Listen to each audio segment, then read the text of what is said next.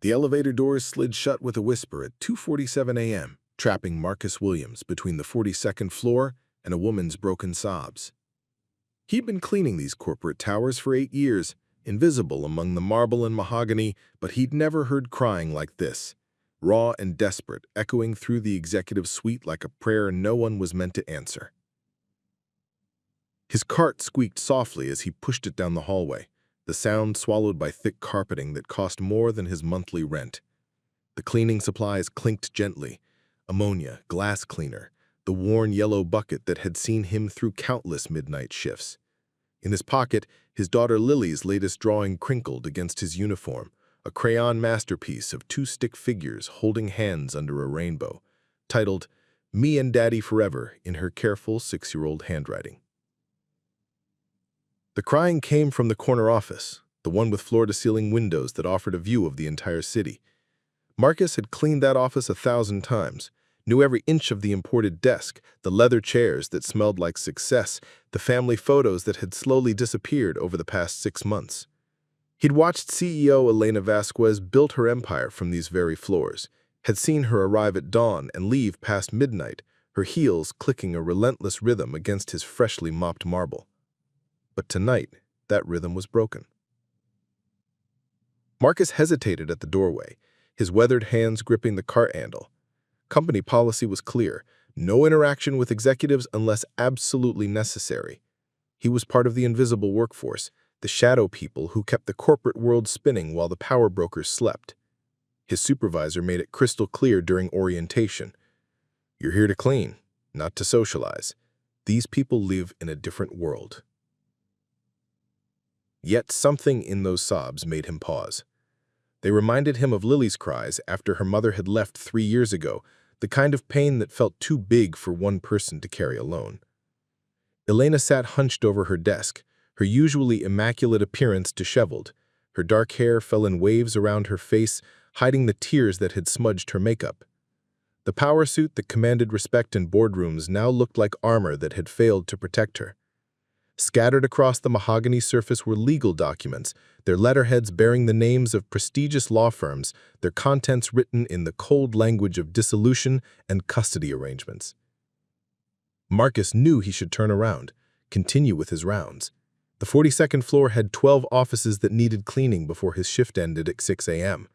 His daughter would wake up in 4 hours, expecting breakfast and stories, depending on him to be the steady presence in her small world. He couldn't afford to lose this job, couldn't risk the benefits that covered Lily's asthma medication and the after-school program that kept her safe while he worked. But something made him knock softly on the doorframe. "Ma'am, I'm sorry to interrupt. I can come back later if you need privacy." Elena's head snapped up, her eyes red and swollen.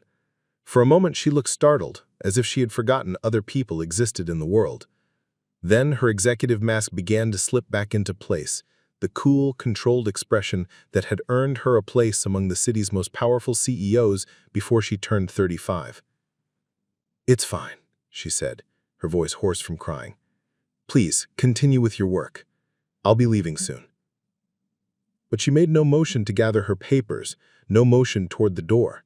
Instead, she stared at the documents spread before her, her shoulders sagging under the weight of whatever storm had torn through her carefully constructed life. Marcus began to clean, moving with the practiced efficiency of someone who had learned to be unobtrusive.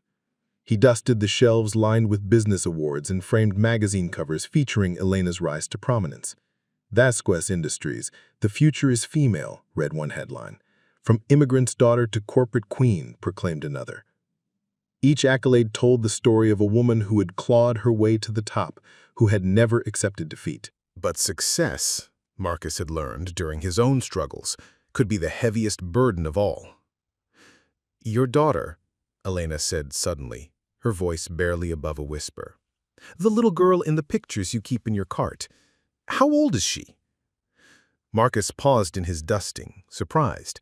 In 8 years, no executive had ever asked him a personal question. They looked through him, past him, around him, but never at him. "6, he replied, his voice gentle. "Her name's Lily." "6, Elena repeated, as if the number held some significance. She picked up one of the legal documents, her hands trembling slightly. My son is 7. His name is David." The silence stretched between them, filled with the weight of unspoken pain. Marcus continued cleaning, but his movements had slowed, his attention divided between the dust on the shelves and the woman who controlled the fate of 3,000 employees, yet couldn't control the tremor in her own voice. "He loves dinosaurs, specifically pterodactyls. He corrects everyone when they call them dinosaurs. They're flying reptiles, Mom, not dinosaurs." He's so smart. Too smart, sometimes. Marcus smiled, despite the sadness in her tone. "Lily is obsessed with butterflies. She insists on stopping at every flower we pass to see if any are there. Makes our walks take twice as long, but..." He shrugged, the gesture conveying years of patient love. "Time's different when you're 6. Elena looked up at him then, really looked, perhaps for the first time. She saw the calluses on his hands from years of manual labor, the careful patches on his uniform that spoke of mended pride, the gentle eyes that held no judgment despite catching her at her most vulnerable moment. But mostly, she saw understanding. The recognition of one parent who loved deeply, speaking to another. "The custody hearing," she said, gesturing to the papers. "It was today. Yesterday, technically. My ex-husband's lawyers, they painted a picture of me as someone who chose work over family, someone who missed school plays for board meetings, who hired nannies because I was too busy building an empire to build a relationship with my own son." She laughed bitterly, the sound echoing off the windows. "The terrible thing is, they weren't wrong. I told myself I was building something for David's future, creating a legacy he could be proud of. But somewhere along the way, I forgot that what he really needed was just me." Marcus finished dusting the shelf and moved to the windows, his cloth moving in steady circles against the glass.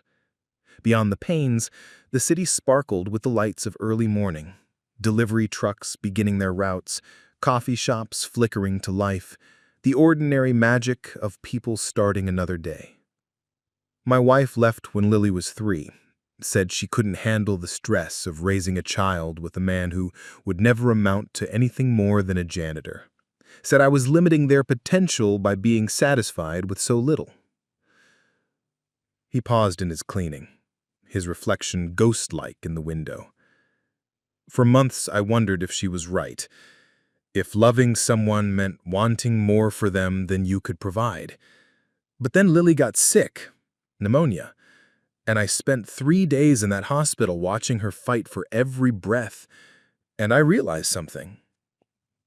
Elena had stopped shuffling papers, her attention completely focused on his words. "Love isn't about providing everything. It's about being present for anything. All the money in the world can't replace the feeling of safety a child gets when they know their parent will be there no matter what." The words hung in the air between them, heavy with truth earned through sleepless nights and small sacrifices. Elena stared at the custody documents, seeing them through new eyes, not as legal victories or defeats, but as a 7-year-old boy's future hanging in the balance. "The judge granted joint custody," she whispered. "But David asked to live primarily with his father. Said he missed having someone who had time for dinosaur books and homework help and just sitting with him when he was scared."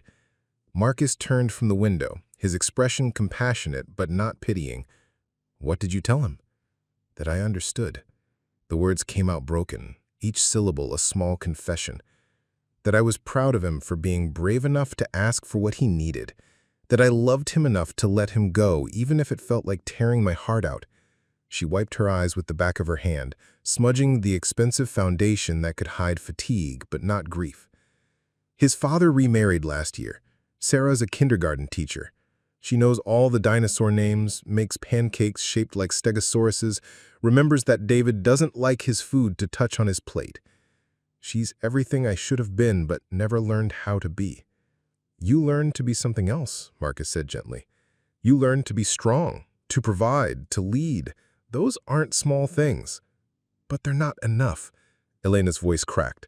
I built this entire company, employ thousands of people, get invited to the White House for economic summits, and I can't figure out how to make my 7-year-old son want to spend more than alternate weekends with me. Marcus finished the windows and moved to empty the wastebasket.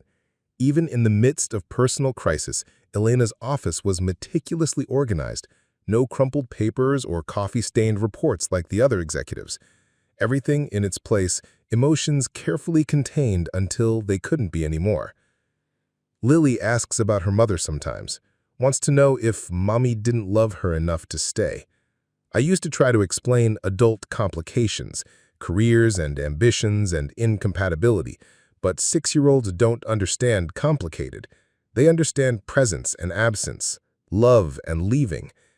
He straightened, meeting Elena's eyes directly. But here's what I've learned. It's never too late to show up. Maybe not in the way you planned, maybe not in the way that feels natural, but kids are forgiving in ways adults have forgotten how to be. They don't need perfection. They just need to know they matter. Elena stared at him, this man who cleaned floors for a living but somehow understood the mathematics of love better than any business school had taught her. In his face, she saw no condescension, no judgment for the choices that had led her to this moment, just recognition, parent to parent, of the universal fear of failing the people who depend on you most.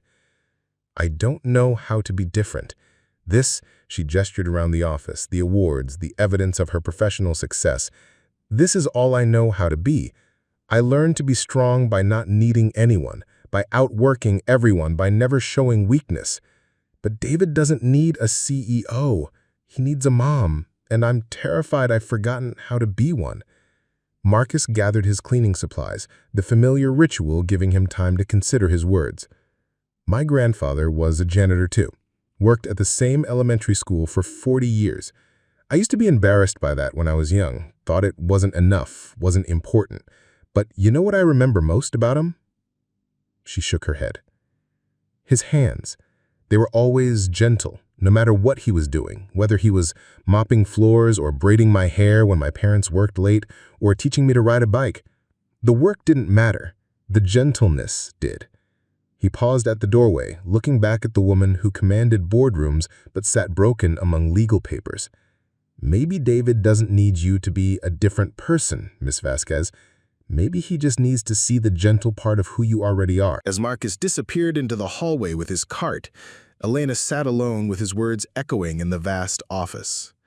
Outside the windows, dawn began to paint the sky in shades of possibility, and for the first time in months, she felt something other than defeat stirring in her chest. It wasn't hope, exactly. That felt too fragile, too dangerous. But it was something close to it. Something that whispered that love might be less about perfection and more about presence, less about providing everything and more about showing up with gentle hands and an open heart. The custody documents lay scattered across her desk, but they no longer felt like a verdict. They felt like a beginning, the first page of a story she was only now learning how to write. The alarm clock's harsh buzz cut through Marcus's dreams at 5:30 a.m., 3 hours after he'd returned home from his shift. He reached across the narrow bed to silence it, muscle memory guiding his hand in the pre-dawn darkness. The apartment was small, 2 bedrooms, 1 bathroom, a kitchen that doubled as a dining room. But it was theirs, and after years of uncertainty, that word held weight. Theirs. Marcus padded barefoot across the cold linoleum, passing Lily's room where she slept curled under a butterfly print comforter they'd found at a thrift store. Her breathing was steady now, the wheeze that had terrified him during her pneumonia bout finally gone. The nebulizer sat on her nightstand, a plastic sentinel that reminded him daily how fragile security could be, how quickly a parent's world could tilt off its axis. In the kitchen, he started the coffee maker, a wedding gift from his marriage to Janet, one of the few things she'd left behind when she decided their love wasn't worth the struggle. The machine gurgled to life, filling the silence with sounds of brewing hope. This was his favorite time of day, these stolen moments before Lily woke, when he could think without the constant undercurrent of worry that colored every parent's thoughts. Last night's encounter with Elena Vasquez lingered in his mind like an unfinished melody. He'd broken protocol, violated every rule about maintaining professional distance, yet something in her tears had called to the part of him that remembered his own dark nights. The months after Janet left, when he'd sat at this same table, surrounded by bills and court papers and the crushing responsibility of raising a child alone. Marcus opened his laptop, a 5-year-old machine that took forever to boot up, but connected him to the world beyond these walls. He'd been taking online courses for the past 2 years, business administration, accounting, computer systems, studying while Lily slept, chasing a bachelor's degree 1 credit hour at a time. The irony wasn't lost on him that he cleaned the offices of executives while learning their trade in the midnight hours between his shifts and his daughter's dreams. "Daddy?" Lily's voice drifted from the hallway, sleeping and small. "Are you making breakfast?" "Coming, butterfly," he called, closing the laptop. The education would wait. It always waited. Lily shuffled into the kitchen wearing mismatched socks and pajamas decorated with monarchs and swallowtails. Her dark hair stuck up in every direction, a calic that no amount of brushing could tame, inherited from Marcus's side of the family. She climbed onto his lap without ceremony, burrowing into his chest with the unconscious trust of a child who had never doubted her father's presence. "Tell me the butterfly story," she mumbled against his shoulder. Marcus smiled, wrapping his arms around her small frame. "Once upon a time, there was a little caterpillar who was afraid she'd never be beautiful. It was their morning ritual, this story he'd made up during her hospital stay, a tale of transformation and patience, about how sometimes the most beautiful things emerged from the darkest places." Lily knew it by heart now, but she still insisted on hearing it every morning, as if his voice reciting familiar words could armor her against whatever uncertainties the day might bring. After breakfast, scrambled eggs and toast cut into butterfly shapes, Marcus walked Lily to school. The neighborhood wasn't the safest, but it was what they could afford on a janitor's salary. Broken sidewalks led past corner stores with barred windows and apartments. Arguments echoed through thin walls. Yet there was life here, too. Mrs. Rodriguez tending her window garden. Mr. Chen opening his laundromat with a smile. Kids playing hopscotch while their mothers watched from stoops worn smooth by generations of dreams deferred but not abandoned. "Daddy, why do some kids have mommies and I don't?" Lily asked as they waited at the crosswalk, her small hand secure in his calloused one. It was a question she'd been asking more frequently lately, triggered by school friends with traditional families or TV shows that showed mother-father-child units as the standard configuration of love. Marcus had learned to answer honestly but gently, to acknowledge loss without letting it define them. "Some families are built different ways," he said, kneeling to her eye level. "Some have mommies and daddies. Some have just mommies. Some have just daddies. Some have grandparents or aunts and uncles. What makes a family isn't who's in it. It's how much they love each other." "Do we love each other more than other families?" Lily asked, with the logic that made 6-year-old reasoning both innocent and profound. Marcus kissed her forehead, breathing in the scent of children's shampoo and morning sunshine. "We love each other exactly the right amount for us." At Roosevelt Elementary, Marcus watched Lily join the stream of children flowing through the entrance. She moved with confidence now, no longer a shy 3-year-old who had clung to his leg during those first terrible months after Janet left. Her teacher, Mrs. Patterson, waved from the doorway, a kind woman who understood that some students needed extra encouragement, whose classroom welcomed children regardless of their home situations.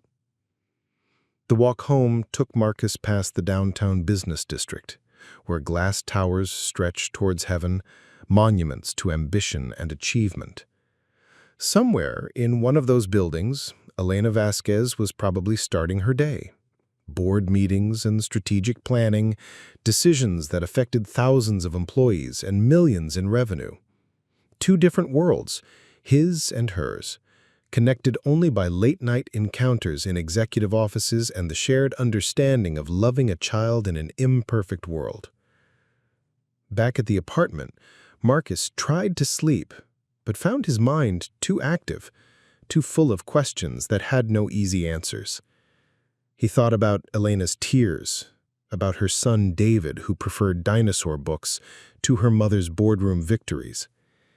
He thought about his own father, who had worked double shifts at the factory to provide for his family, but had never missed a soccer game or school play. There was no shame in his father's work, no sense that providing for his children was somehow insufficient. When had honest work become something to apologize for? When had love become measured by income statements rather than presence and patience? Marcus rose and returned to his laptop, diving into his coursework with renewed focus. Principles of Management, Chapter 7. Leadership in Crisis. The irony of studying leadership theory while earning minimum wage wasn't lost on him, but he'd learned to find knowledge wherever it lived. Every essay assignment, every discussion forum post, every late-night study session was an investment in possibility. Not just for his own future, but for Lily's. The afternoon brought familiar routines. Picking up Lily from school, listening to her chatter about playground politics or art projects, helping with homework at the kitchen table that served as both dinner spot and desk. She was learning about life cycles in science class, fascinated by the metamorphosis of butterflies. Mrs. Patterson says caterpillars dissolve completely inside their cocoons. They turn into soup before they become butterflies. Isn't that weird? Pretty amazing, Marcus agreed, thinking about his own transformations, from married man to single father, from someone who accepted limitations to someone who studied late into the night, chasing dreams that might take years to achieve. Sometimes things have to break down completely before they can become something new. Like when you're sad and then you're happy again? Exactly like that. Evening brought Marcus's second job, tutoring high school students in math and English at the community center. It paid cash under the table, money that went toward Lily's college fund and the emergency account that helped him sleep at night. His students were kids from the neighborhood, teenagers whose parents worked multiple jobs and couldn't afford private tutoring, but recognized that education was their children's best pathway to something better. "Mr. Marcus, this algebra stuff is impossible," complained Tyrone, a 16-year-old whose swagger couldn't quite hide his eagerness to learn. "When am I ever going to use this in real life?" Marcus pulled up a chair beside him, patience worn smooth by years of explaining complex concepts in simple terms. "Let me show you something. You know how your mom budgets for groceries every month? That's algebra. You know how you calculate whether you can afford new sneakers after saving for 6 weeks? That's algebra too. It's not about the numbers. It's about understanding how things relate to each other." He worked with Tyrone and the other students until 9 p.m., then caught the bus to Vasquez Industries for his overnight shift. The transition from teacher to janitor required its own kind of mental adjustment, a compartmentalization that had taken years to master. Different roles, same purpose, providing for his daughter, building towards something better. The 42nd floor was empty when Marcus arrived, but Elena's office light was still on. He hesitated outside her door, remembering her tears from the night before, wondering if their conversation had been a one-time glimpse behind her executive mask or something more substantive. The custody papers were gone from her desk, but new documents had taken their place. Contracts and reports, and the endless paperwork that kept corporate empires running. Elena looked up as he began cleaning the adjoining conference room, her expression unreadable. She was immaculate again, power suit pressed, makeup perfect, hair styled in a way that cost more than Marcus earned in a week. But her eyes held a different quality now, an awareness that hadn't been there before their midnight conversation. "How's your daughter?" she asked quietly. "Good. She's learning about butterfly metamorphosis in school. Fascinated by the whole process." Elena nodded, as if filing away this information. "David called today. He wants to show me his dinosaur collection this weekend. All 47 of them, apparently. He's arranged them by geological period." There was something vulnerable in the way she said it, as if she were testing the words to see how they felt in her mouth. Marcus continued cleaning, giving her space to speak, or not speak as she chose. "I realized I don't know which is his favorite. I bought him most of them, but I never asked which ones he actually plays with, which ones have names or stories. I thought providing them was enough, but I never learned what they meant to him." "It's not too late," Marcus said gently, the same words he'd offered the night before. "Kids love sharing what they're passionate about. Sometimes they just need to know someone wants to listen." Elena was quiet for a long moment, watching him work with the same methodical care he brought to everything. No corners cut, no detail overlooked. "What makes you so sure about parenting? You seem to have figured out something I never did."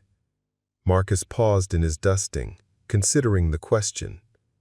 "I don't have it figured out. I worry constantly that I'm not enough, that Lily deserves more than I can give her. But I learned something when her mother left. Kids don't need perfect parents. They need present ones. They need to know that no matter what happens, someone will be there to catch them when they fall." "But how do you balance it, providing for her and being there for her?" "I've tried to do both, but it feels impossible." "Because you're trying to do both perfectly. But maybe the goal isn't perfection. Maybe it's just showing up consistently, being honest about your limitations, and loving them enough to keep trying even when you mess up." Elena leaned back in her chair, studying him with new eyes. "You're taking classes, aren't you? I saw your laptop the other night." Marcus nodded, surprised by her observation. "Business administration, one course at a time. It takes forever, but you're building something." She finished the thought with understanding. "For your daughter. For both of us, I suppose. I want her to see that dreams don't have expiration dates, that it's never too late to learn something new or become something more." Elena was quiet again, but her silence felt different now. Not the hollow emptiness of despair, but the productive quiet of someone processing new information, recalibrating their understanding of what was possible. As Marcus finished cleaning and prepared to move to the next office, Elena spoke once more. "Thank you. For last night. For listening. For reminding me that there are different kinds of strength." Marcus nodded, understanding that some conversations extended far beyond the words actually spoken. As he pushed his cart down the hallway, he carried with him the sense that something had shifted, not just for Elena, but for himself. For 8 years he'd been invisible in these towers, a shadow figure who cleaned up after the powerful and important. But last night had reminded him that wisdom wasn't the exclusive province of those who wore expensive suits and commanded corner offices. Sometimes understanding came from the bottom up, from the people who knew what it meant to lose and keep going anyway, who understood that love was less about providing everything and more about showing up with gentle hands and an open heart. 3 weeks after their first late-night conversation, Marcus began to notice changes in the 42nd floor's rhythm. Elena stayed later most evenings, her office light burning like a beacon in the corporate darkness long after the other executives had retreated to their suburban mansions.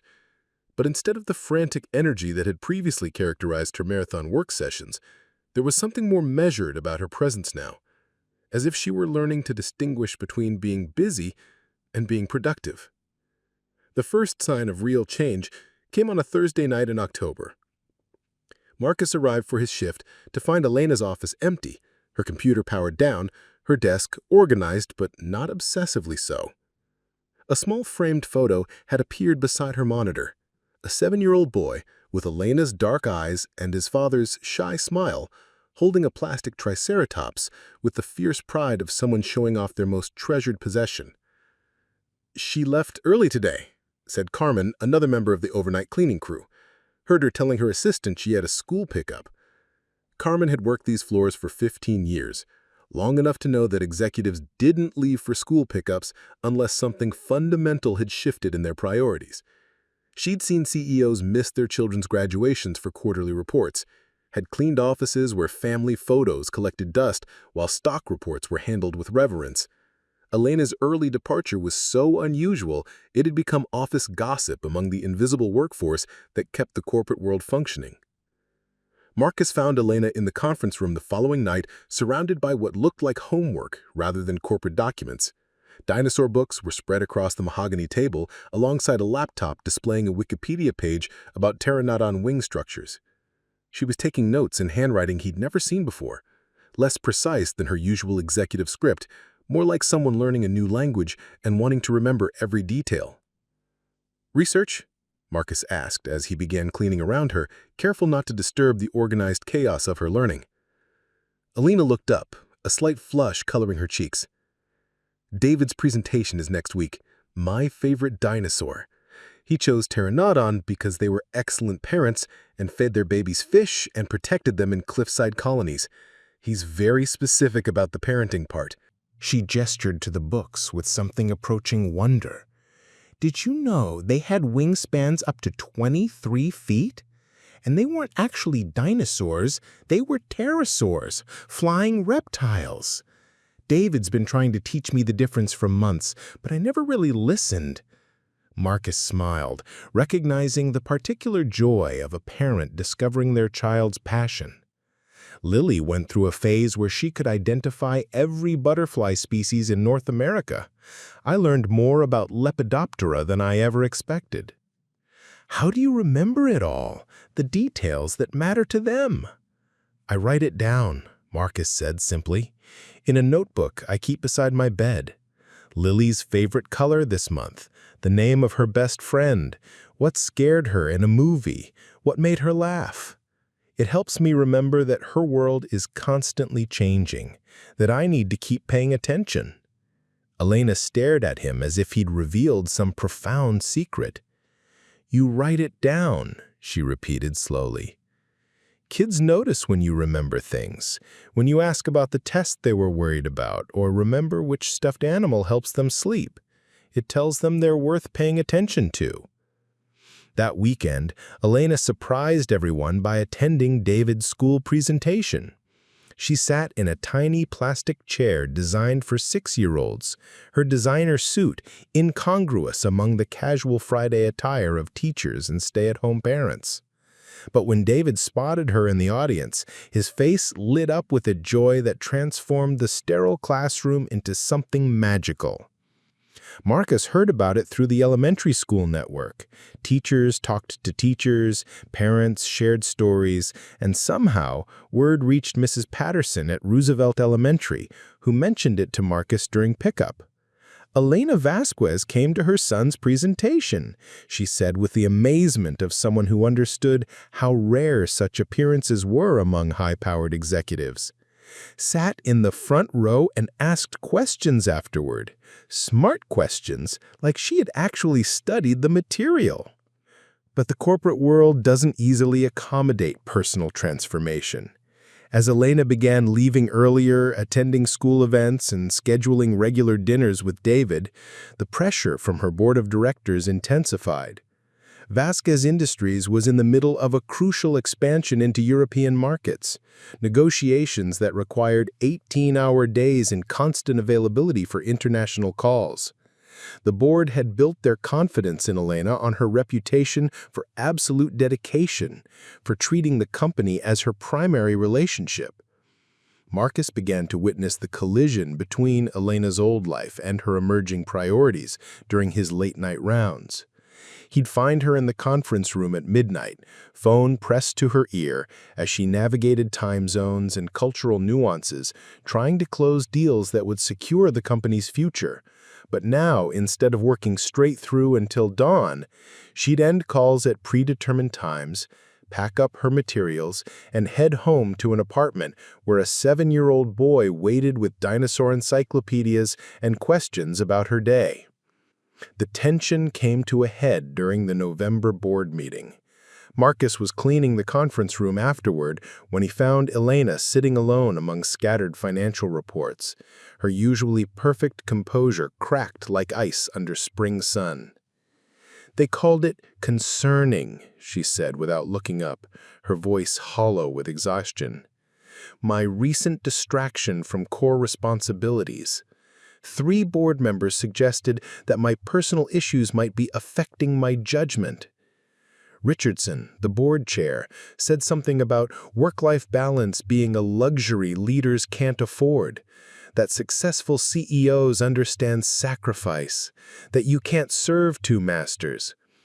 Elena laughed bitterly, as if loving my son makes me less capable of running this company. She picked up one of the financial reports, numbers that represented jobs and futures and families depending on her decisions. The European expansion could add 2,000 jobs, 2,000 families who could afford better housing, education for their children, security they've never had. How do I weigh that against David's bedtime stories?" Marcus finished cleaning the whiteboard, where projections of quarterly growth competed with market analysis and risk assessments. In the margins, someone had doodled what looked like a small dinosaur, probably Elena's unconscious tribute to her son's presentation. "My grandmother cleaned houses for rich families when I was growing up," Marcus said quietly. 50 years of scrubbing other people's floors, raising 4 children on what those families paid her for a week's work. But you know what I remember most about her? Elena looked up, curious despite her pain. She never missed a Sunday dinner. No matter how many houses she had to clean, no matter how tired she was, every Sunday we gathered around her table and she'd ask each of us about our week. Really ask, really listen. She'd remember my cousin's baseball games, my sister's piano recitals, my struggles with math homework. Marcus paused, choosing his words carefully. Those families she worked for, they had more money than we could imagine. But their children grew up with nannies and boarding schools, while my grandmother's kids grew up knowing they mattered enough for someone to show up consistently, to ask questions, and remember answers. But she wasn't responsible for thousands of jobs, for shareholders and expansion plans. No, Marcus agreed, but she understood something about legacy that maybe your board doesn't. She knew that the most important work we do is often invisible to everyone except the people who need it most. Elena was quiet for a long moment, staring at the financial projections that suddenly seemed less urgent than they had an hour before. David asked me yesterday if I liked my job. Not if it was important or successful or profitable, if I liked it. What did you tell him? That it was complicated. Elena shook her head. A 7-year-old asks a simple question, and I give him a corporate non-answer. What kind of mother does that make me? The kind who's learning, Marcus said gently. The kind who's willing to ask hard questions about what matters most. Over the following weeks, the pressure mounted. Elena's attempts to maintain boundaries, leaving by 8 p.m., taking David to school once a week, attending his soccer practices, were met with increasing resistance from the board. Emergency meetings were scheduled during her protected time. International calls were arranged for early Saturday mornings. The message was clear. Choose the company or choose your family, but don't pretend you can choose both. Marcus watched the toll this conflict took on Elena. She arrived at the office earlier each morning, trying to compress her work into smaller windows so she could honor her commitments to David. She looked exhausted, caught between two versions of success that seemed increasingly incompatible. The breaking point came during the December board meeting. Marcus was cleaning nearby offices when he heard raised voices from the conference room, something unprecedented in the usually controlled environment of executive decision-making. Through the closed door, he could hear Richardson's voice, sharp with authority and frustration. "This is exactly what we're talking about, Elena. You're checking your phone during a crucial presentation about the Frankfurt office. Your attention is divided and it shows." "David had a fever this morning. His father's out of town, and I need to know if the babysitter needs me to pick him up from school." "That's precisely the problem. You've become unreliable, distracted by personal matters that have no place in this boardroom." Marcus paused in his cleaning, recognizing the familiar tone of people who had never had to choose between a paycheck and a sick child, who had never weighed the cost of missing a school play against the security of steady employment. "With all due respect," Elena's voice carried a new edge, "my son's health isn't a personal matter that distracts from business. It's the most important business I have." "That's exactly the attitude that concerns us," Richardson shot back. "You've built this company by understanding priorities, by making hard choices. But lately, you seem to have forgotten that leadership requires sacrifice." "I haven't forgotten anything about sacrifice," Elena said, her voice rising. "I've sacrificed relationships, sleep, my health, years of my son's childhood for this company.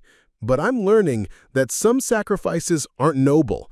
They're just losses that can't be undone."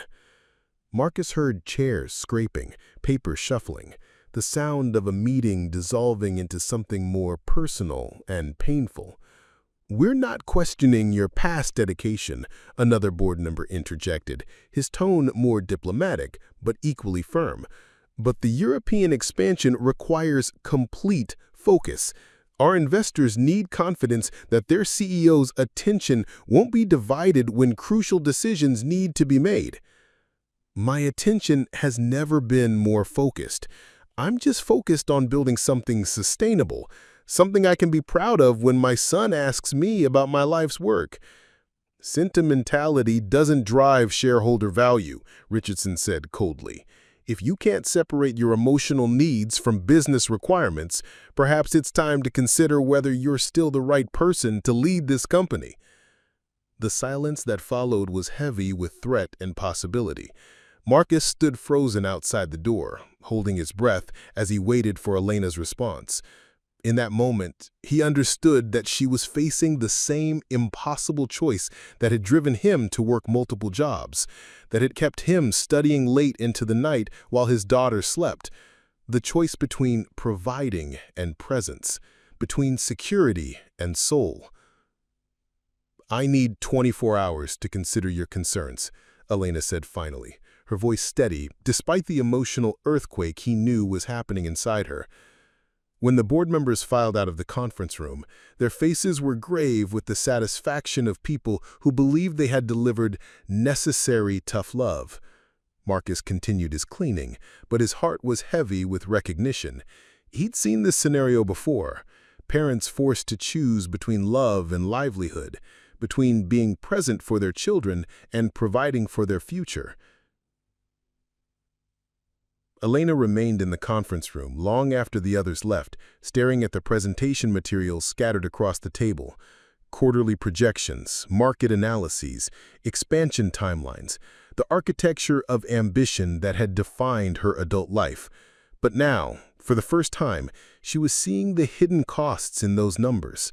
The price paid not in dollars, but in bedtime stories unread, school plays unattended, the gradual erosion of connection between a mother and her son. Marcus knocked softly on the doorframe, as he had that first night 3 months ago. "Would you like me to come back later?" he asked. Elena looked up, her eyes red with unshed tears. "They want me to choose," she said simply, "between being a CEO and being a mother, as if those things are mutually exclusive." Marcus entered the room and began cleaning around her, his movements gentle and unobtrusive. What do you want to choose? I want to choose both. I want to build something meaningful and be present for my son. I want to create jobs for thousands of families while not losing my own family in the process. Elena's voice cracked. Is that naive? Impossible? My father worked at the steel mill for 30 years. Dangerous work, long hours, barely enough pay to keep our family afloat. But he never missed my birthday, never forgot to ask about my school day, never made me feel like his work was more important than I was. He paused in his cleaning to look directly at Elena. He used to tell me that a man's work should serve his family, not the other way around. That any job that required you to sacrifice your children's childhood wasn't worth having, no matter how much it paid. But he wasn't responsible for thousands of employees, for shareholder value, for economic expansion. No, Marcus agreed, but he understood something about leadership that maybe your board doesn't. He knew that how you treat the people who depend on you most says everything about how you'll treat everyone else. Elena stared at the financial projections spread before her, seeing them through new eyes. If I step down, Richardson will take over. He's brilliant with numbers, ruthless with negotiations. The European expansion will probably succeed under his leadership. And David? David will have a mother who chose him over everything else. A mother who decided that being present for him was more important than being powerful in the world. Elena's voice was barely a whisper. But he'll also have a mother who gave up, who couldn't find a way to be both successful and present. Marcus finished cleaning the whiteboard where someone had drawn organizational charts and growth projections. In the corner, Elena's small dinosaur doodle remained, a tiny pterodactyl that seemed to watch over the corporate planning with ancient wisdom. What if there was a third option? Marcus asked quietly. Elena looked up, curious despite her despair.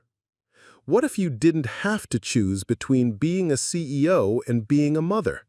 What if you could redefine what leadership looks like? The board would never accept. The board serves at your pleasure. You built this company.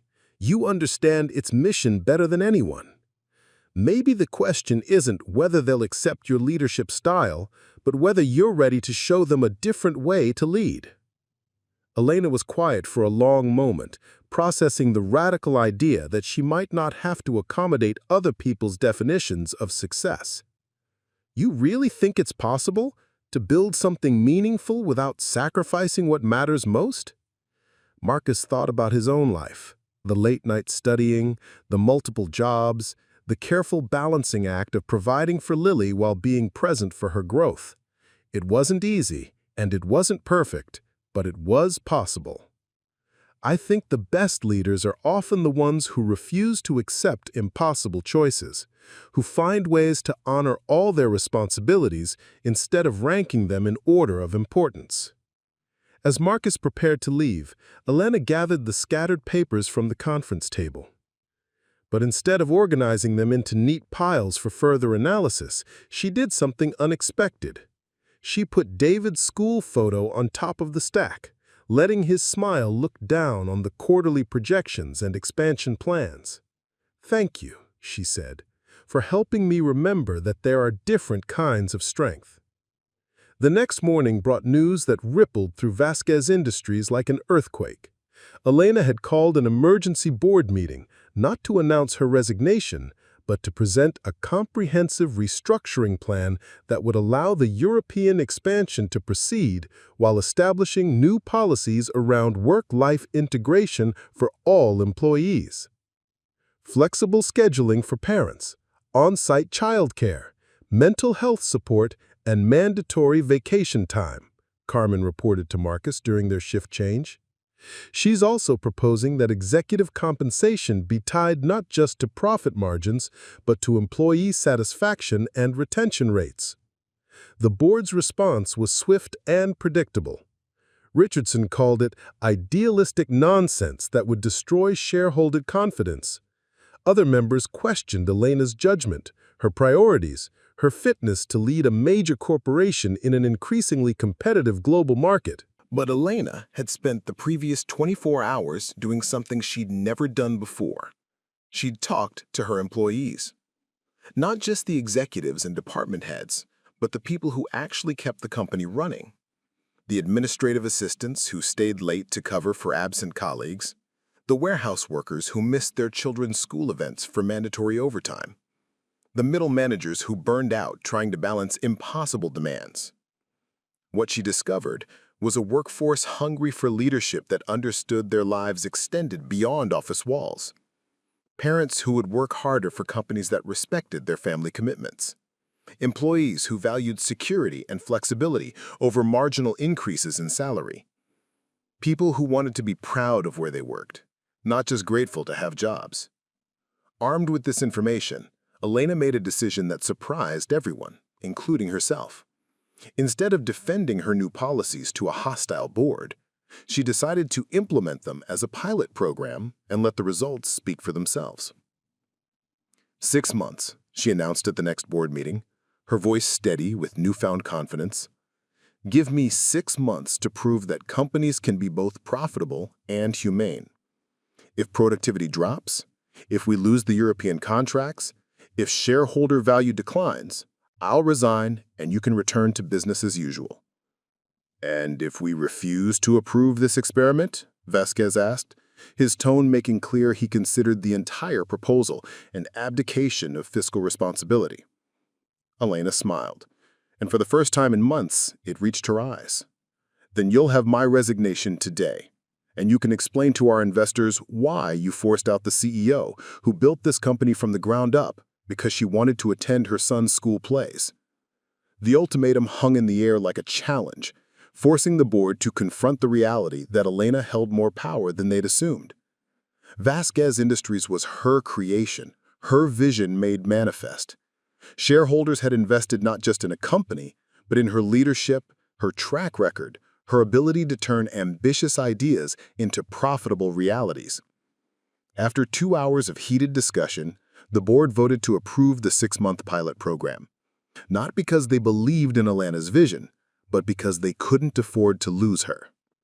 The vote was close, 5 in favor, 4 opposed, but it was enough. That night, Marcus found Elena in her office for the first time in weeks. But instead of looking exhausted or defeated, she appeared energized, alive with the possibility of building something unprecedented. 6 months, she said as Marcus began his cleaning routine. 6 months to prove that success doesn't require sacrificing everything that makes life worth living. How does it feel? Marcus asked. Elena considered the question, testing her emotions like someone recovering from a long illness. Terrifying, finally, but also liberating. For the first time in years, I feel like I'm moving towards something instead of just running away from failure. She gestured toward her desk, where David's latest school project sat alongside quarterly reports. He's studying habitats in science class, learning about how different species adapt to changing environments. He told me that the most successful animals aren't the strongest or the fastest, they're the ones that learn to change when their world changes. Marcus smiled, recognizing the wisdom that children often carried without knowing it. Sounds like he's learning about more than just animals. Sounds like he's teaching his mother about evolution, Elena agreed, about the difference between adapting and surviving. As Marcus continued his rounds that night, he carried with him a sense of impending change, not just for Elena, but for the entire ecosystem of the corporate world where he moved invisibly each night. Someone was finally asking the questions that had needed asking for decades.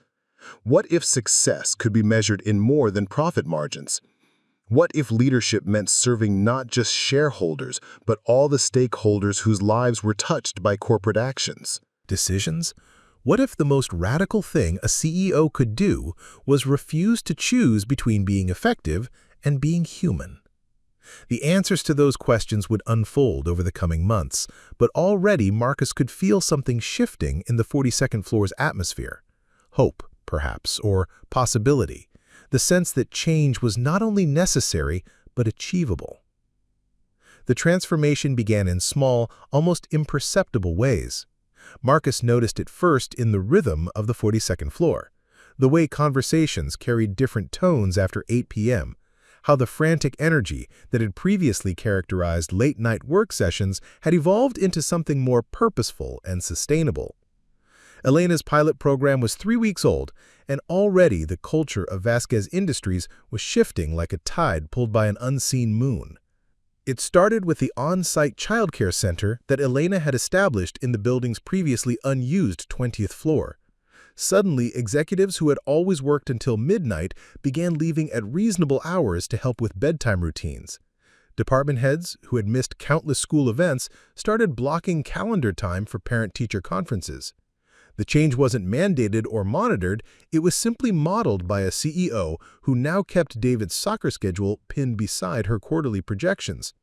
"Productivity is actually up 12%, Elena told Marcus during one of their late evening conversations. She'd taken to staying past traditional business hours not because she was trapped by endless meetings, but because she'd learned to distinguish between productive work and performative business. Turns out, people work more efficiently when they know they'll have time for the rest of their lives. Marcus wasn't surprised. He'd seen the same principle at work in his own life, how the pressure of limited time had taught him to focus on what truly mattered, to eliminate the non-essential so he could be fully present for both his daughter and his education. When people know their time is valued, they use it more carefully, he observed. But the real revelation came during the monthly all-hands meeting in February. Elena had instituted these gatherings as part of her transparency initiative, replacing the traditional top-down information dissemination with genuine dialogue between leadership and employees. Marcus wasn't supposed to attend. Cleaning staff weren't typically included in corporate communications, but Elena had quietly ensured that all support personnel received invitations. The meeting was held in the main auditorium, a space that had previously been reserved for shareholder presentations and board meetings. Now it buzzed with voices from every level of the company hierarchy: accountants and warehouse workers, administrative assistants and vice presidents, all gathering to discuss not just quarterly numbers, but the lived experience of working for Vasquez Industries. Marcus found a seat in the back, still uncertain about his place in this new corporate ecosystem. Around him, he recognized faces from his nightly rounds, people he'd seen through office windows, working late into the evening, their lives reduced to silhouettes against computer screens.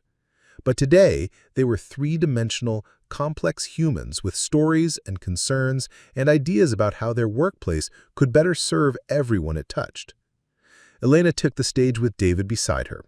It was President's Day and schools were closed, so she'd brought her son to work, something that would have been unthinkable under the old regime, but now felt natural, even necessary.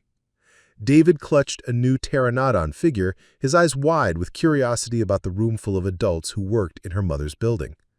3 months ago, Elena began, her voice carrying clearly through the auditorium, our board of directors asked me to choose between being a successful CEO and being a present mother. They suggested these roles were incompatible, that leadership required sacrificing personal relationships for professional achievement. Murmurs rippled through the audience. Surprise, recognition, the collective intake of breath from people who had faced similar impossible choices in their own lives. My son is here today because it's a school holiday, and because I've learned that the most important leadership lesson I can teach him is that work should serve life, not the other way around. That success without presence is just elaborate failure. The applause started slowly, then built to something approaching thunder. Marcus watched faces throughout the auditorium, saw recognition in the eyes of parents who had missed too many bedtime stories, relief in the expressions of employees who had been afraid to ask for flexibility, hope in the posture of workers who had never imagined their personal lives could be valued by their employers.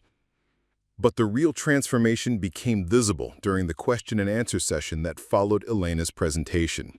Instead of the softball questions that typically characterize corporate meetings, employees began sharing stories that revealed the human cost of traditional business practices.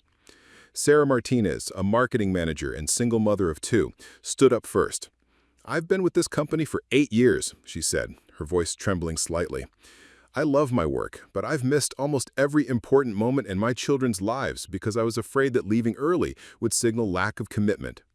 Last month, for the first time, I was able to attend my daughter's school play because of the flexible scheduling policy. She told me afterward that she'd been pretending I was there for 2 years, saving seats for me at every performance. The silence that followed Sarah's words was heavy with recognition.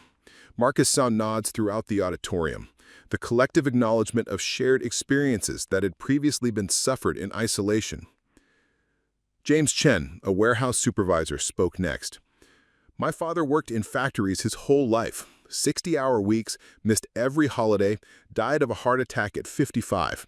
I always thought that was just the price of providing for family. But these new policies, the mental health support, the mandatory vacation time, they're showing me there's another way. My kids are going to grow up knowing their father as more than just a provider. Story after story emerged. Parents who had been able to care for sick children without losing pay. Employees who had used the new mental health benefits to address depression and anxiety that had been festering for years. Workers who had taken advantage of the company's educational support program to pursue degrees and certifications that would advance their careers while improving their skills. But the real transformation became visible during the question and answer session that followed Elena's presentation. Instead of the softball questions that typically characterize corporate meetings, employees began sharing stories that revealed the human cost of traditional business practices. Marcus Williams has been part of our overnight maintenance crew for 8 years, but he's also a single father and a college student. Marcus, would you be willing to share your perspective on what these changes mean for employees who work multiple roles? Marcus felt every eye in the auditorium turn toward him. Hundreds of faces suddenly focused on someone who had spent years being invisible. His first instinct was to decline, to return to the safety of anonymity that had protected him through years of struggle. But something in Elena's expression, encouragement mixed with respect, gave him courage to stand. 8 years ago, when I started working here, I thought my job was to be invisible, to clean up after important people without bothering them with my own problems or dreams. I had a daughter to raise and bills to pay, and I was grateful for steady work, even if it meant being treated like part of the furniture. He paused, looking around the auditorium at faces that were listening with genuine attention, seeing him as a person with valuable perspective rather than just another service worker. But over the past few months, I've watched this company transform into something I never thought was possible in the corporate world. I've seen leadership that values presence over performance, that understands success isn't just about profit margins, but about creating conditions where people can thrive. Marcus found Elena in the audience, her eyes bright with unshed tears. Miss Vasquez has shown me that wisdom doesn't flow from the top down. It emerges when people at every level feel safe enough to share their truth, to bring their whole selves to their work. He thought about his late-night conversations with Elena, the way their different perspectives had taught each other about the complexity of love and responsibility, about the possibility of building something that served both ambition and compassion. "My daughter is 6 years old," Marcus continued. "She thinks I clean offices at night so that people have beautiful places to work during the day. She's proud of what I do because I've taught her that all honest work has dignity. But now, for the first time, I can also show her that the people I work for value not just my labor, but my dreams, my family, my growth as a human being." The applause that followed was different from the polite corporate clapping that typically punctuated company meetings. It was warm, sustained, genuine. The sound of people recognizing themselves in someone else's story, of a community discovering its shared values. But the most significant recognition came during the meeting's final moments, when Elena announced that the 6-month pilot program had been so successful that the board had voted unanimously to make the new policies permanent. Productivity was up, employee retention had improved dramatically, and client satisfaction scores had reached all-time highs.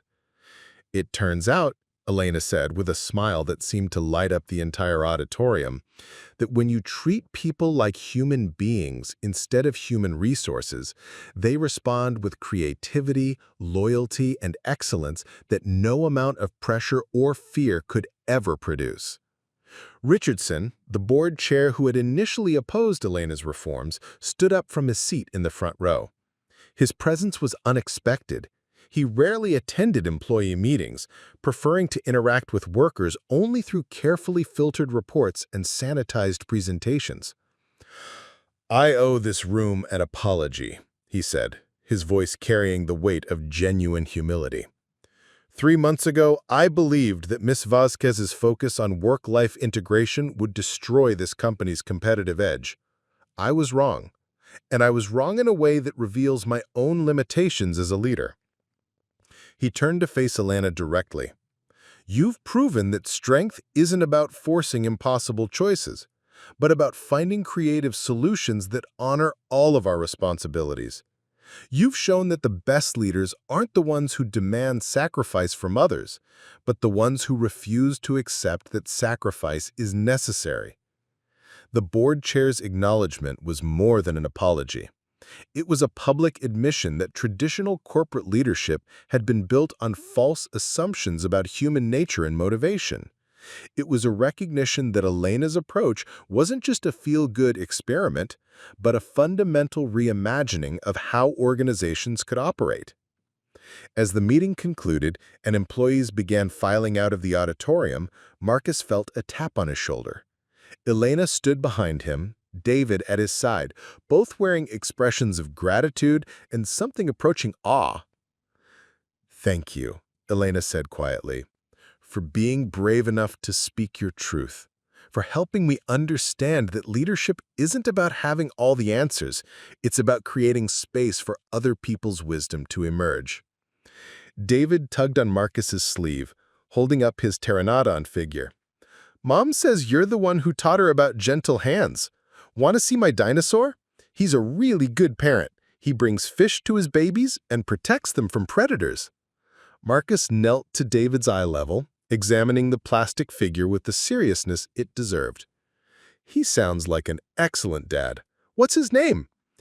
"David," Marcus said matter-of-factly. "I named him after you because Mom says you're good at taking care of people, too." The simple statement hit Marcus with unexpected force. For years, he'd measured his worth by his ability to provide for Lily, to work multiple jobs and pursue education while keeping their small family afloat. But he'd never thought of himself as someone worth naming a dinosaur after. Someone's approach to parenting could serve as a model for others. "That's a great honor," Marcus said seriously. Pteranodons were incredible parents.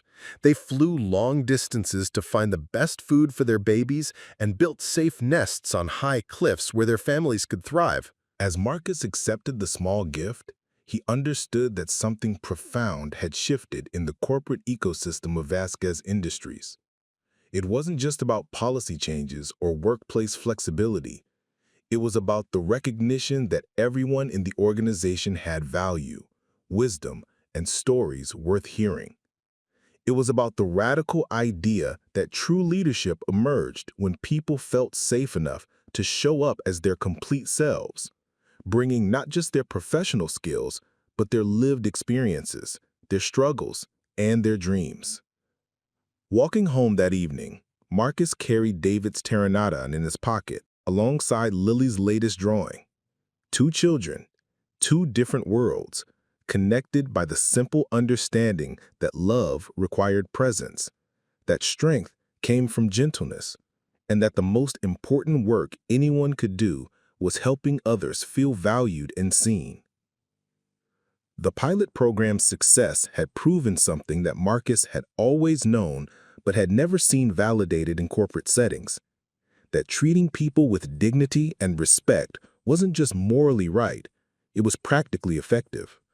When employees felt valued as whole human beings, they brought their best selves to their work.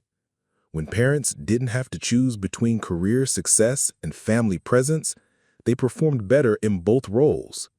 But the real revelation wasn't about productivity metrics or employee satisfaction scores. It was about the possibility of building organizations that served not just economic goals, but human flourishing. It was about leaders who understood that their most important job wasn't maximizing shareholder value, but creating conditions where everyone could thrive.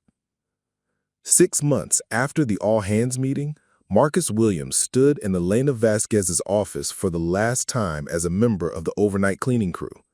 But this time, he wasn't there to empty wastebaskets or dust corporate awards. He was there as the newly appointed Director of Employee Development, a position Elena had created specifically for him after his college graduation and the completion of his business administration degree. The office looked different now. The sterile corporate showcase had evolved into something more personable and welcoming. David's artwork hung beside industry awards. A small terrarium hosted a collection of butterfly chrysalises, a gift from Lily that Elena had treasured as much as any board commendation. Family photos shared space with quarterly reports, and the imposing mahogany desk had been replaced with a round table that encouraged collaboration rather than hierarchy. "It feels surreal," Marcus admitted, adjusting the tie that still felt foreign after years of wearing maintenance uniforms. "Yesterday, I was mopping these floors. Today, I'm responsible for helping design career development programs for 3,000 employees." Elena smiled, understanding the vertigo that came with rapid transformation. "You know what I've learned?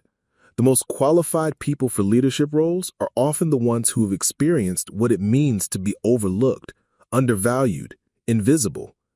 You understand employee needs from the inside out because you've lived them." The past 6 months have validated every assumption underlying Elena's workplace revolution. Employee retention was at an all-time high.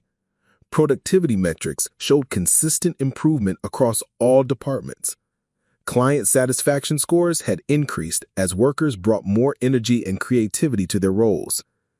The European expansion had proceeded ahead of schedule, driven by teams who felt genuinely invested in the company's success.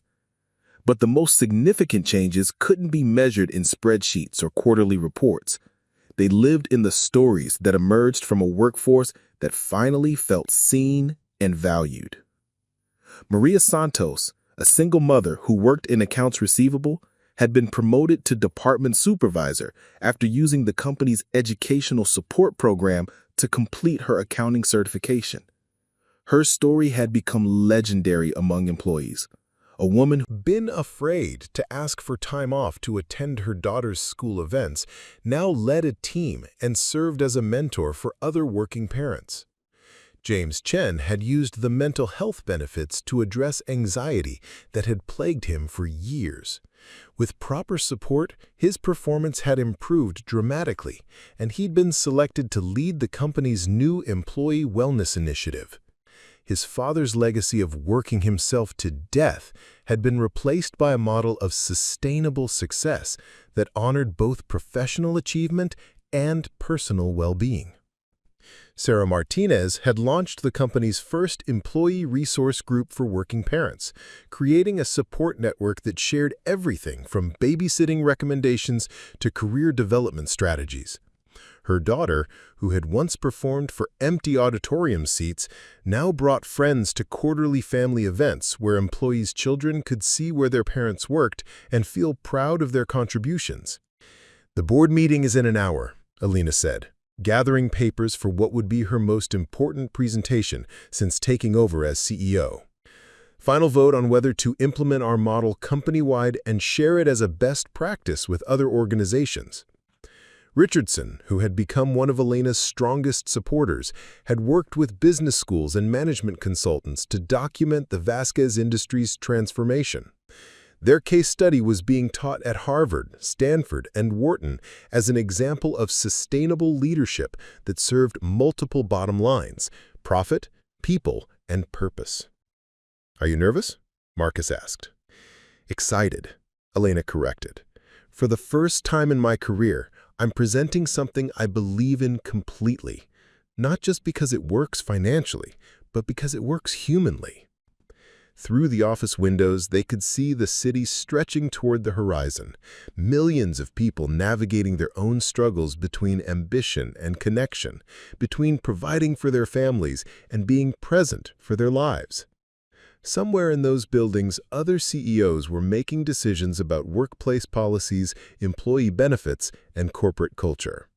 The hope was that Vasquez Industries' example would inspire broader transformation, that other leaders would discover the possibility of building organizations that served human flourishing alongside economic success.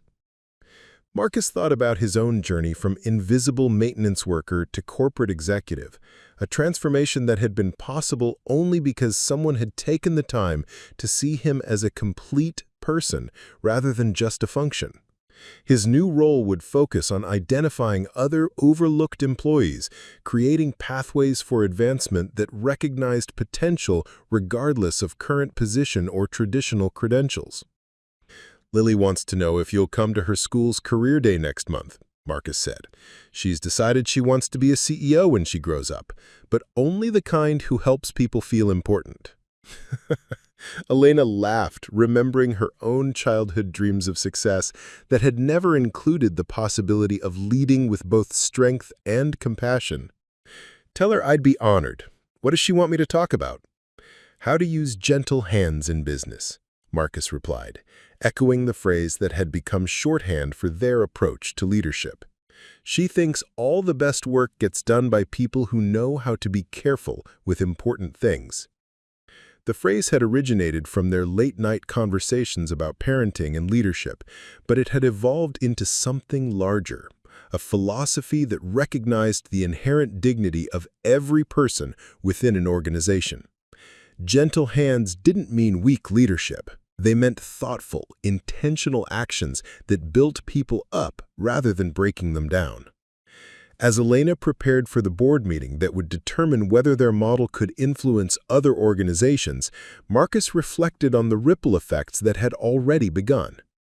Employees who had experienced respectful treatment at Vasquez Industries were taking those expectations to other workplaces.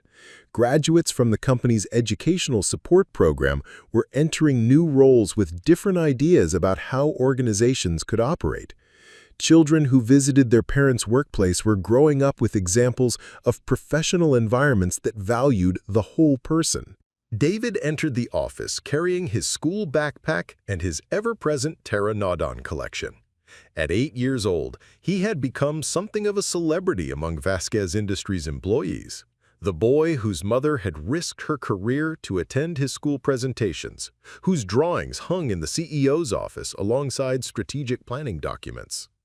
"Mom, can Marcus come to dinner tonight?" David asked without preamble. "Lily, too. I want to show her my new Triceratops, and I think Marcus should meet Dad properly."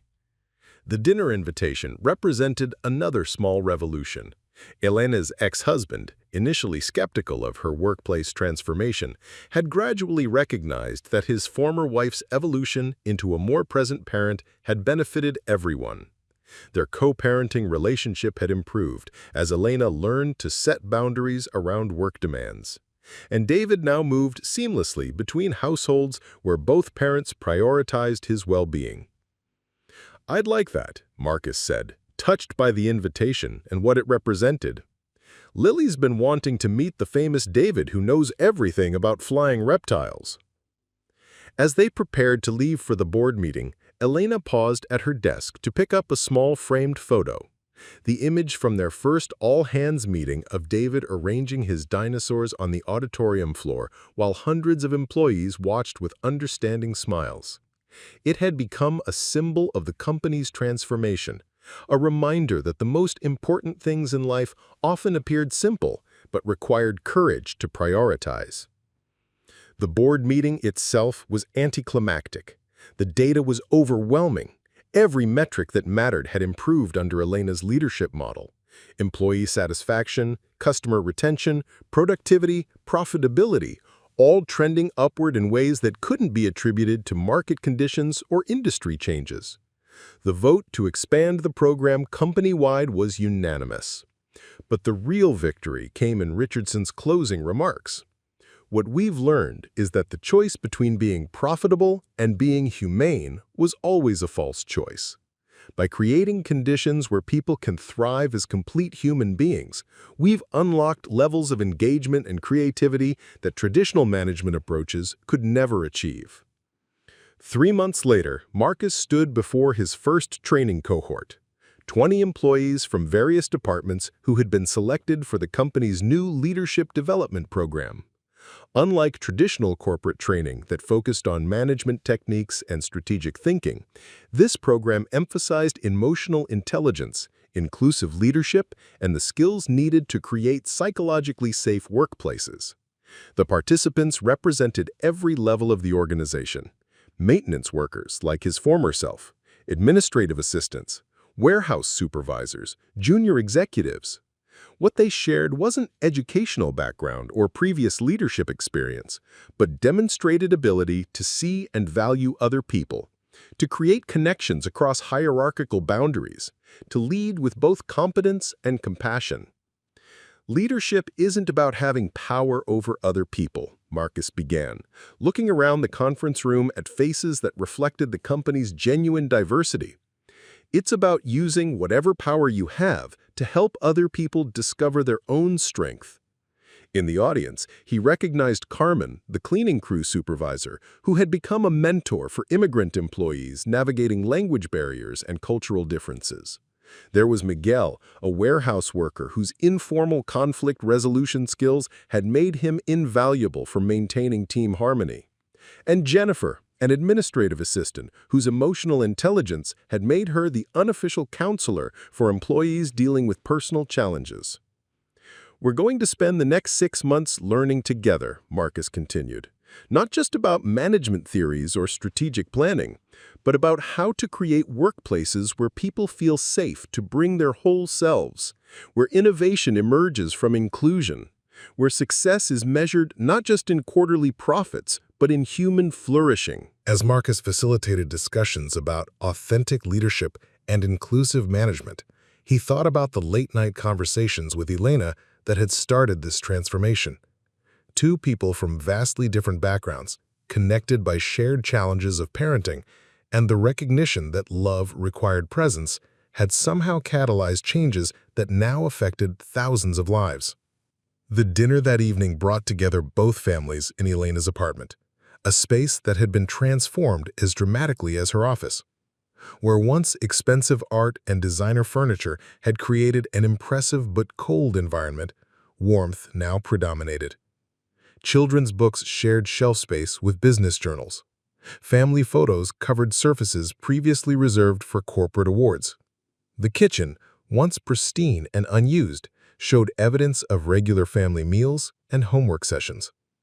David and Lily had become fast friends, bonded by their parents' unusual friendship and their shared experience of being children whose lives had been shaped by their parents' professional struggles and triumphs. They sat at the kitchen table building elaborate dinosaur habitats, while the adults prepared dinner and talked about the day's developments.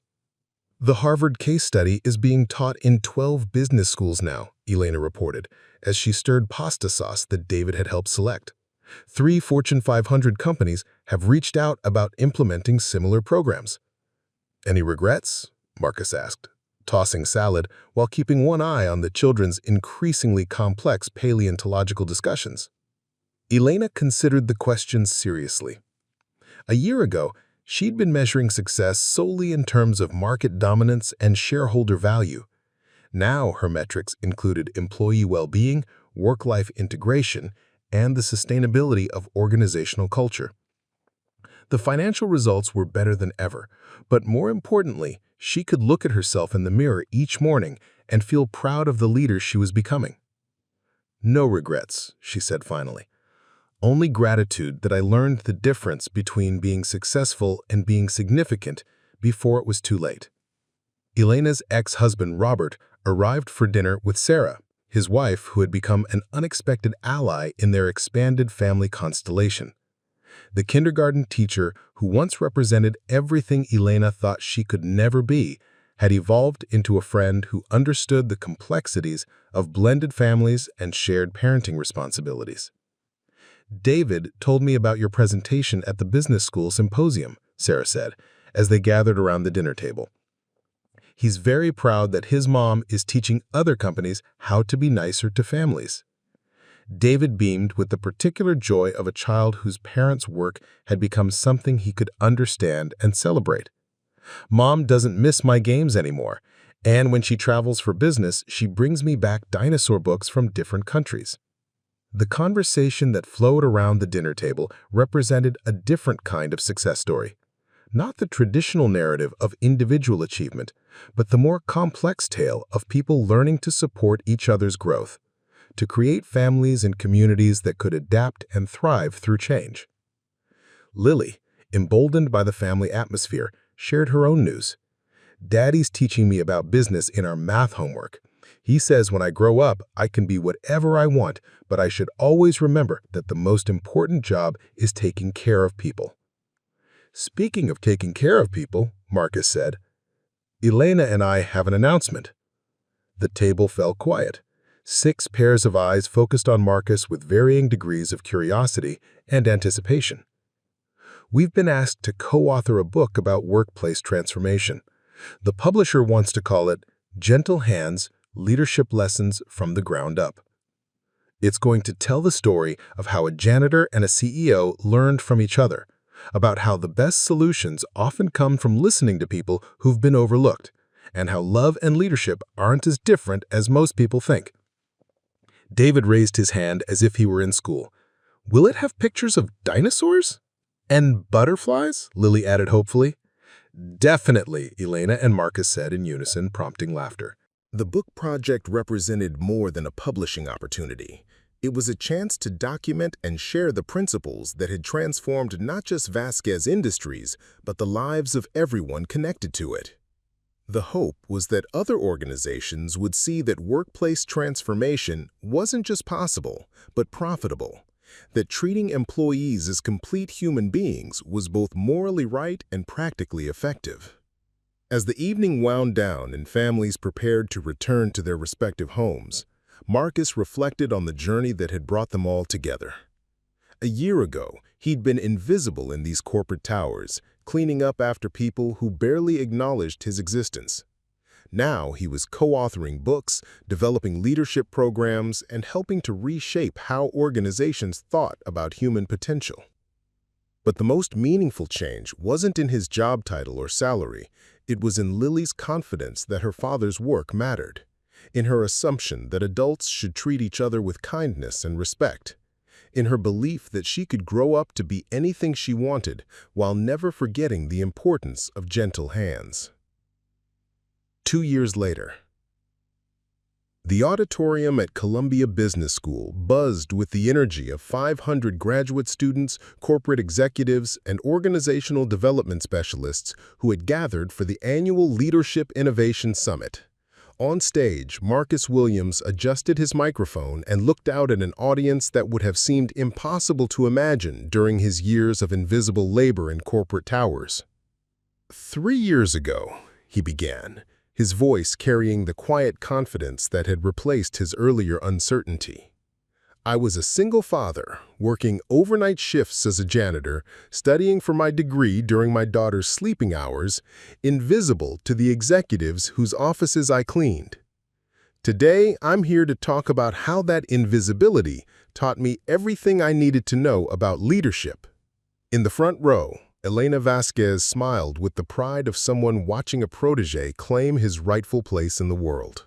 Beside her sat David, now 10 years old and still fascinated by dinosaurs, though his interests had expanded to include paleontology, environmental science, and what he called helping businesses be nicer to families. Lily, 9 years old and radiant with confidence, clutched a butterfly field guide and a notebook where she recorded observations about the adults around her, research for what she had decided would be her future career as a CEO who makes everyone feel important. The book that Elena Vasquez and I wrote together has been translated into 15 languages, Marcus continued, gesturing to the woman who would become his co-author, business partner, and closest friend. But more importantly, it's been implemented as organizational policy by over 200 companies worldwide. The Gentle Hands methodology had indeed spread far beyond Vasquez Industries. Tech companies in Silicon Valley were redesigning their cultures around work-life integration. Manufacturing firms in the Midwest had implemented employee development programs that recognized potential regardless of educational background. Financial institutions on Wall Street, previously bastions of traditional hierarchy, were experimenting with leadership models that valued emotional intelligence alongside analytical skills. Today, I want to share some stories from the organizations that have embraced this approach, because numbers tell us what happened, but stories tell us why it matters. Marcus clicked to his first slide, which showed a photo of Maria Santos, the former accounts receivable clerk who had become Vasquez Industries' chief financial officer. Maria started in data entry, a single mother who was afraid to ask for time off to attend her daughter's school events. Today, she oversees financial operations for a company that employs 8,000 people across 3 continents. But more importantly, her daughter graduates high school next month with a full scholarship to MIT, and Maria will be sitting in the front row. The audience applauded, recognizing that transformation that went beyond individual advancement to systemic change in how organizations identified and developed talent. "This is James Chen," Marcus continued, showing an image of a man addressing a packed conference room. Former warehouse supervisor, now Director of Employee Wellness for a consortium of companies implementing mental health support programs. His initiatives have reduced workplace stress-related illness by 40% and increased productivity by measures that go beyond quarterly profits. The presentation continued with story after story of people whose potential had been unlocked, not through traditional corporate advancement programs, but through recognition of their inherent value and investment in their complete development as human beings. In the audience, Dr. Amanda Foster, an organizational psychology professor who had been studying the Vasquez Industries transformation, raised her hand during the question period. "Mr. Williams, critics of your approach argue that workplace transformation is a luxury that only highly profitable companies can afford. How do you respond to organizations that claim they can't prioritize employee well-being while competing in challenging markets?" Marcus smiled, remembering similar questions from the early days when skeptics had predicted that Elena's policies would destroy Vasquez Industries' competitive position. "Dr. Foster, that criticism assumes that treating people well is expensive rather than profitable, but our data shows the opposite. Companies that implement these practices see reduced turnover, increased innovation, improved customer satisfaction, and higher profitability within 18 months. He clicked to a slide showing comparative analysis across 50 organizations. The companies that claim they can't afford to treat employees well are usually the ones that can't afford not to. High turnover, low engagement, stress-related health costs, and reduced productivity are far more expensive than creating supportive workplace cultures. Elena stepped forward to join Marcus at the podium, their partnership now a model for collaborative leadership that transcended traditional hierarchies. "We've also learned that transformation doesn't require massive budget increases. It requires fundamental shifts in how leaders think about their role and their relationship to the people they serve. The most powerful changes, flexible scheduling, inclusive decision-making, recognition of whole-person contributions, cost very little to implement but create enormous value in terms of human engagement and organizational effectiveness." After the presentation, Marcus and Elena found themselves surrounded by audience members eager to share their own transformation stories or seek advice for implementing change in their organizations. The conversations continued through the reception and into the evening, a testament to the hunger that existed for more humane approaches to professional life.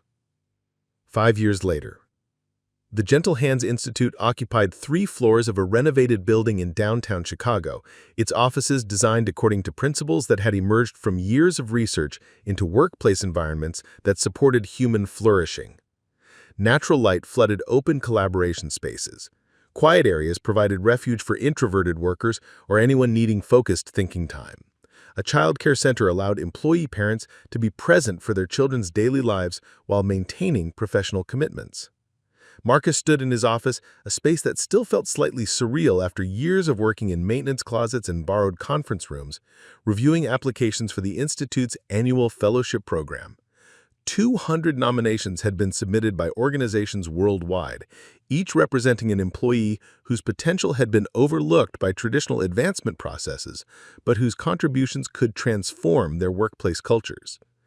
This year's cohort would include a hospital custodian whose insights into patient care workflows had improved recovery times, a retail associate whose emotional intelligence had revolutionized customer service training, a construction worker whose safety innovations had reduced workplace injuries by 60%, and a food service worker whose ideas about nutrition and community had transformed school lunch programs across an entire district. The Netflix documentary crew is here, announced Carmen Rodriguez, who had become the Institute's Director of Community Outreach after her groundbreaking work supporting immigrant employees at Vasquez Industries.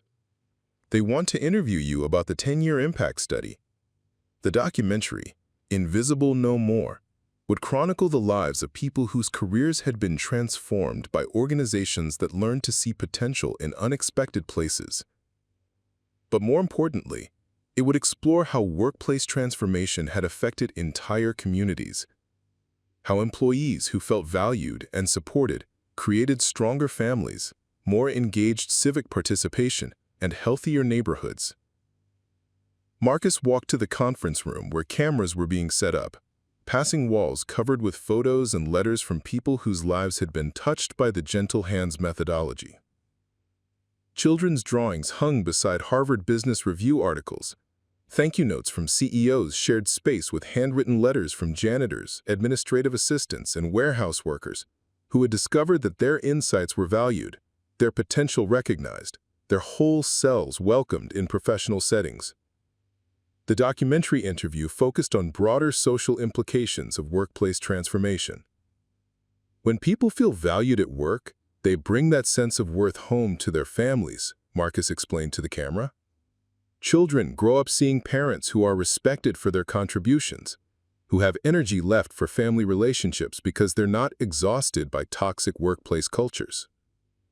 He thought about Lily, now 14 and president of her high school's environmental club, whose confidence and leadership skills had been nurtured in childhood by seeing her father's work acknowledged and celebrated.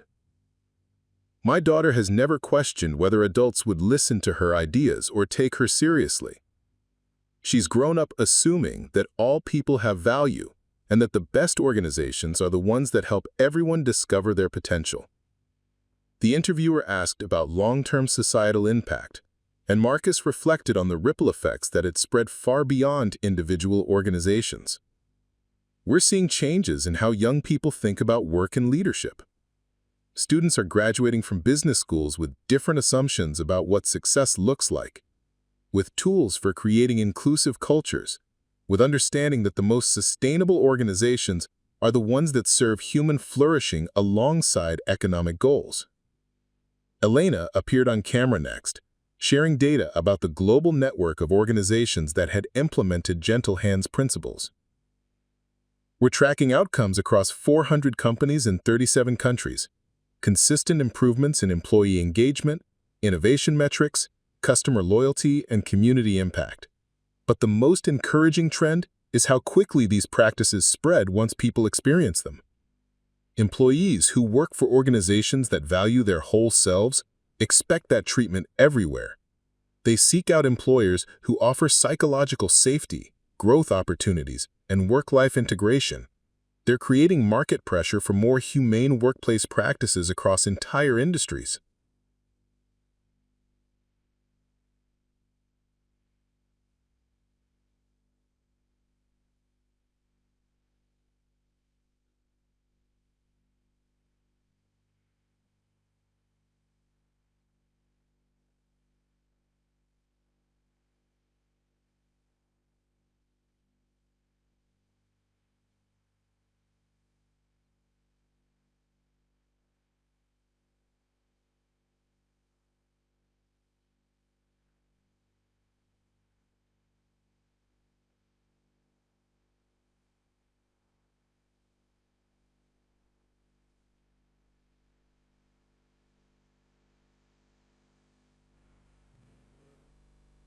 8 years ago, she began, looking out at an audience that included her father, her chosen family, teachers who had nurtured her growth, and classmates who had become lifelong friends. My father published a book about how small acts of recognition can transform entire organizations. Today, I want to talk about how those same principles can transform communities, societies, and the world. Marcus felt tears gathering as he listened to his daughter articulate ideas that had emerged from their dinner table conversations, from the example set by adults who had learned to lead with both competence and compassion, from growing up in a world where her potential had been recognized and nurtured from the beginning. My generation is inheriting challenges that seem overwhelming: climate change, economic inequality, social division, technological disruption. But we're also inheriting tools that previous generations didn't have: understanding about collaborative leadership, experience with inclusive decision-making, models for creating organizations that serve human flourishing alongside economic success. Lily's speech continued with specific examples of how her classmates plan to apply these principles in their chosen fields. Future doctors who would revolutionize patient care by recognizing the insights of custodial staff and administrative workers. Aspiring teachers who understood that the best educational environments were created through partnership with parents, community members, and students themselves. Young entrepreneurs developing businesses that measured success not just in profit margins, but in positive impact on employees, customers, and communities. We've learned that change doesn't require perfect people or ideal conditions, Lily concluded, her voice carrying across the stadium with the confidence of someone who had been taught that her words mattered. It requires ordinary people who are willing to see each other's humanity, who understand that the best solutions emerge when everyone's voice is heard, who lead with what my father and his friend Elena call gentle hands. The audience erupted in applause that seemed to echo across the years, acknowledging not just one student's achievement, but a generation that had been raised with different assumptions about leadership, cooperation, and human potential. 10 years later, Marcus stood in the kitchen of his new home, a modest but comfortable house in a neighborhood that had been transformed by the economic development that followed workplace innovation throughout the region. Through the window, he could see Lily's apartment building 3 blocks away, close enough for regular family dinners, but far enough to honor her independence as a young professional. At 28, Lily had become an organizational consultant specializing in environmental sustainability and workplace culture, helping companies understand that caring for their employees and caring for the planet were interconnected challenges that required integrated solutions. Her client list included Fortune 500 corporations, small nonprofits, and everything in between, organizations that had learned that the most innovative solutions often came from diverse perspectives working in collaborative environments. Elena would arrive soon for their monthly dinner, a tradition that had persisted through David's high school graduation, his acceptance to Stanford for joint degrees in paleontology and business, and her own evolution from CEO to global advocate for organizational transformation. At 50, she had achieved the kind of success that couldn't be measured in stock prices or magazine covers, but was evident in the thousands of lives that had been improved through her leadership and the organizations worldwide that had adopted more humane practices. The doorbell rang and Marcus opened it to find Elena and David on his doorstep, both carrying bags from the local farmers market and wearing expressions of anticipation for another evening of conversation that would range from family updates to global challenges to the small observations about human nature that had always formed the foundation of their friendship. "How's the new book coming?" Elena asked as they unpacked organic vegetables and locally sourced cheese, the kind of mindful consumption that had become second nature to people who understood the connections between personal choices and larger systems. Marcus smiled, thinking about the manuscript that occupied his evenings and weekend mornings. Slowly but steadily, it's harder to write about systemic change than individual transformation. There are so many moving parts, so many interconnected relationships. The new book, tentatively titled Ripple Effects: How Workplace Transformation Creates Community Change, would explore the broader social implications of organizational evolution. Marcus had spent 3 years researching how companies that embraced inclusive leadership practices affected everything from local economic development to educational outcomes to civic engagement. Lily sent me her chapter draft about environmental justice and employee well-being, David added, settling into his familiar spot at the kitchen table. Her argument about how companies that care for their workers are more likely to care for their communities is brilliant. At 25, David had become an unexpected voice in the organizational development world, applying paleontological thinking to business evolution. His research focused on how organizations adapted to changing environments, which practices proved sustainable over time, and how successful transformation required attention to both internal culture and external ecosystem relationships. Dinner conversation flowed as it always did, touching on current projects, family news, and the larger questions that continued to fascinate them all. Elena shared updates about the latest companies implementing gentle hands principles, including a tech startup that had built psychological safety into its foundational policies and was seeing unprecedented levels of innovation and employee retention. Marcus talked about his consulting work with municipal governments that were applying inclusive leadership principles to city planning, citizen engagement, and public service delivery. It turns out that the same approaches that work in corporate settings also work in community organizing, he observed. When people feel heard and valued, when their expertise is recognized regardless of their formal credentials, when leaders create space for collaborative problem-solving, amazing things happen. David described his doctoral research on organizational evolution, drawing parallels between successful species adaptation and thriving company cultures. The organizations that survive and flourish over long periods are the ones that maintain genetic diversity, cognitive diversity, experiential diversity, cultural diversity. Homogeneous systems are fragile systems. Lily's work, combining environmental sustainability with workplace culture, had led to insights about how organizational health and planetary health were interconnected challenges. Companies that treat their employees well tend to make better environmental decisions, she explained during dessert. There's something about respecting human dignity that extends to respecting natural systems. As the evening wound down and they prepared to return to their respective homes, Marcus reflected on the journey that had brought them all together. 10 years earlier, he had been a single father working multiple jobs, studying late into the night, invisible to the powerful people whose offices he cleaned.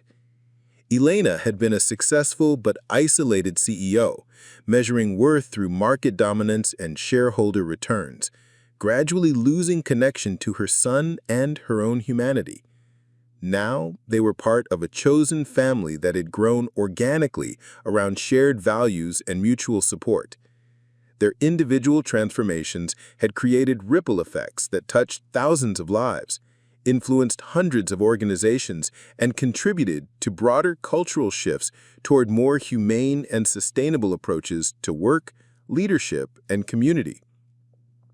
But perhaps the most significant change was the simplest one. 4 people who had learned to see each other clearly, to value each other's contributions, to support each other's growth with the same gentle hands that had once cleaned floors and were now writing books, developing leaders, and helping organizations discover that their greatest strength lay not in extracting maximum value from their people, but in creating conditions where everyone could flourish. As Marcus walked Elena and David to their car, he thought about the pteranodon figure that David had given him years ago, now sitting on his home office bookshelf beside family photos and business awards. The small plastic dinosaur had become a symbol of everything they had learned together: that good parents help other parents, that wisdom flows in all directions, and that the most important work anyone could do was helping others feel valued and seen. "Same time next month?" Elena asked, as she did every time they parted.